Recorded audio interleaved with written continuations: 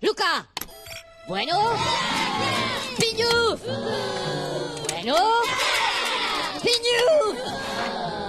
Bueno. Pinyu. Niñas, Lola y Pinyu. Pinyu.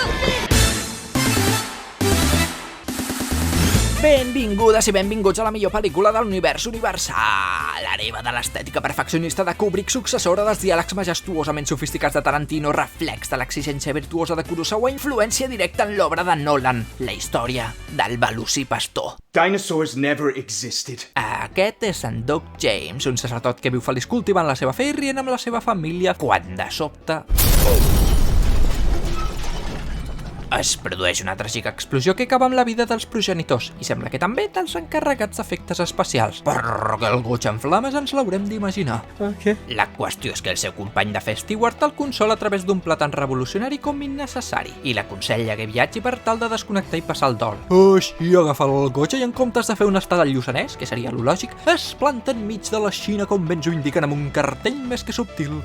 China. Per casualitat casual i obviant que el país asiàtic té una superfície superior als 9,5 milions de metres quadrats, el nostre protagonista es topa amb una jove moribunda que li dona un objecte rarot en forma de dent, un objecte amb el qual es fa un tall, perd el coneixement i desperta de nou a l'església de la seva ciutat.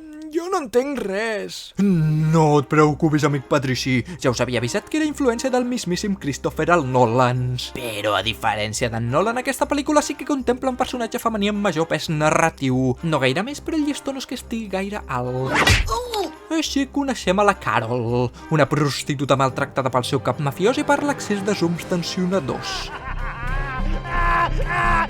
La qüestió és que una nit mentre passejava tranquil·lament per un parc aleatori del Vallès Occidental, la jove és atracada a punta de pistola i és aleshores quan...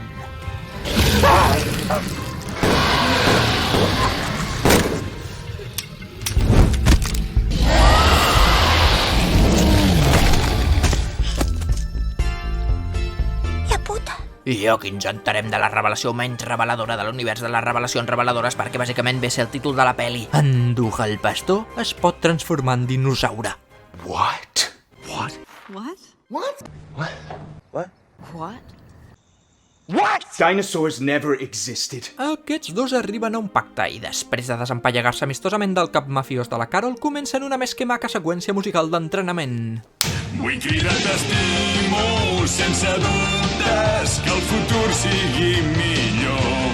El temps que es congela vull fer miques, vull viure dins del teu cor. I com acostuma a passar sempre que s'ajunten un pastor dinosaure i una prostituta catòlica, la parelleta s'acaba enamorant. Però no tot són flors i violes, perquè és aquí on se'ns presenten els malvats de la peli. Un grup de ninjas catòlics riallers i narcotraficants amb l'objectiu de convertir el màxim de persones en drogadictes per oferir-los la religió com a única sortida de l'addicció. Rebuscat, però ben pensat.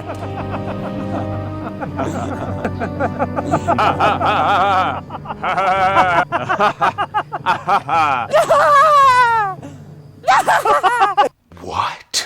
El tema és que ataquen els nostres protagonistes sense gaire èxit i capturen el pare Stewart amb bastant d'èxit. Tot això veiem un flashback del passat del sacerdot que només serveix per demostrar-nos que l'equip de vestuari era l'únic que treballava en aquesta pel·li. Molt resumidament ens expliquen que el jove Stewart va buscar ajuda en la religió després d'uns tràgics successos bèl·lics en una bèl·lica guerra. La trista mort del seu millor amic. Ollie! Ollie! Ollie! No! No, Ollie! I l'encara més trista però espectacular mort de la seva muller.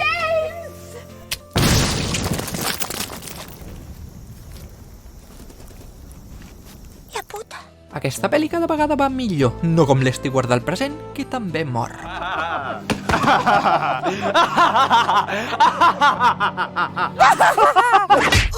Aguanta'm el cubata, diu el velocipastor, que juntament amb la Carol van a la base dels ninjas catòlics riallers narcotraficants i narcocolorants sense conservants, tot per enterar-se d'una sorprenent i dolorosa veritat.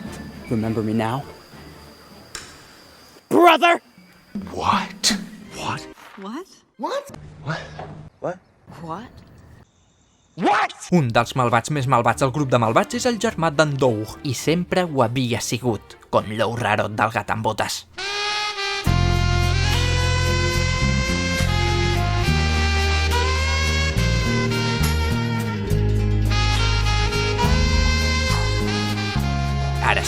començar el combat final. Brota! De tot l'univers i del món sencer, el més fort de tots i bon Jan també. Tu contra els dolents sempre a punt de lluitar, per salvar el món ningú no et pot. La putada és que amb tanta coreografia i tanta emoció, la Carol mor.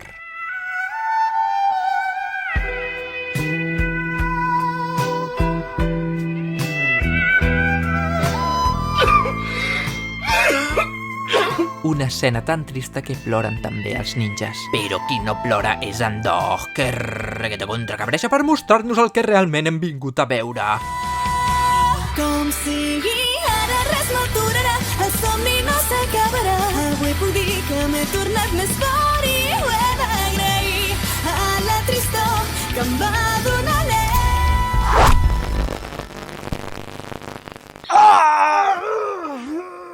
What? I quan ens pensàvem que era la fi del nostre protagonista... La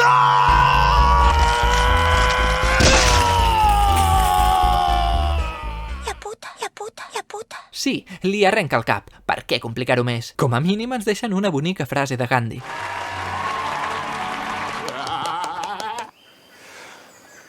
Oh, Carol. Ah sí, i la Carol està viva. I millor que viva, la Carol està...